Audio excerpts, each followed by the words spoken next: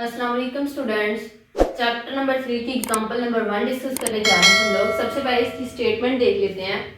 Statement is that a gas having volume of 10 decimetre cube is enclosed in a vessel eight 0 degree Celsius.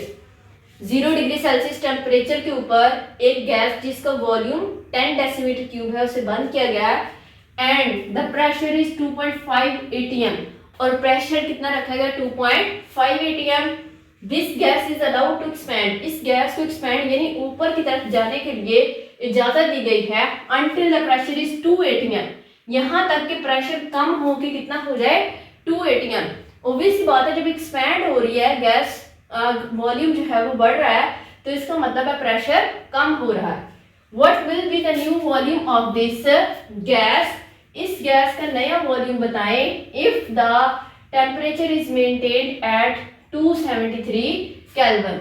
अगर temperature 273 kelvin हो तो बताएं कि जब pressure 2 atm हो जाएगा उस वक्त गैस का नया वॉल्यूम क्या होगा। तो बच्चे सबसे पहले हम लोग गिवन डाटा यानी जो जो चीजें हमें दे दी गई हैं हम उनको लिख लेते हैं। First of all we will write volume of. यहाँ तक देखें पहले कुछ और कंडीशंस है बाद में कंडीशंस कुछ और है, तो हम पहले इनिशियल कंडीशंस लिखेंगे फिर फाइनल कंडीशंस लिखेंगे। फर्स्ट ऑफ ऑल हमारे पास है initial volume of gas. Initial volume of gas और इनिशियल के लिए हम इस्तेमाल करते हैं 1। V1 किसके इक्वल होगा 10 डेसीमीटर क्यूब के।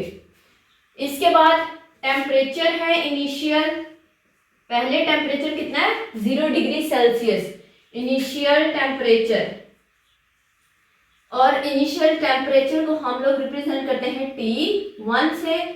सो T1 कितना होगा 0 डिग्री सेल्सियस। हम डिग्री सेल्सियस को कन्वर्ट करेंगे केल्विन में तो प्लस 273 कर देंगे, हमारे पास टेम्परेचर आ जाएगा 273 kelvin. And the initial pressure of the gas हमारे पास क्या होगा P1 और कितना है 2.5 atm। फिर कहा गया कि हम इस गैस का जो नया प्रेशर हमारे पास आ रहा है वो कितना है 2 atm लिखेंगे। Final pressure P2 which is equal to कितना है 2 atm and what will be the new volume. हमने वॉल्यूम को फाइंड करना है V2 को और फिर टेम्परेचर हमें दे दिया गया है final temperature T2 is equal to 273 kelvin. 273 kelvin ये चीजें हमें गिवन और हमने फाइंड क्या करना है टू फाइंड हम लोगों ने करना है final volume. What will be the new volume, तो हम लिखेंगे final volume of gas V2 is equal to what, यानी हमने फाइंड आउट करना है। सो सॉल्यूशन की तरफ चलते हैं। सॉल्यूशन अगर हम ऊपर जो गिवन डाटा है उसके अंदर देखें कि जो T2 है वो भी कितना है 273 केल्विन और T1 भी कितना है 273 केल्विन। इसका मतलब है टेम्परेचर क्या है थ्रू आउट कॉन्स्टेंट है। टेम्परेचर कॉन्स्टेंट है इसका मतलब हम बॉयल्स लॉ को अप्लाई कर सकते हैं। Temperature is constant. क्यों कांस्टेंट है because T1 is equal to T2। यहाँ पे देखिए 273 केल्विन T1 और T2 भी कितना है 273।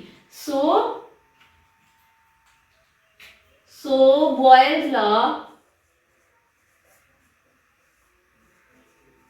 Is applicable. हम यहाँ पे इक्वेशन लिखेंगे P1 V1 is equal to P2 V2। सो हमने वैल्यू किसकी फाइंड करनी है V2 की, तो P1 V1 ओवर P2 हो जाएगा।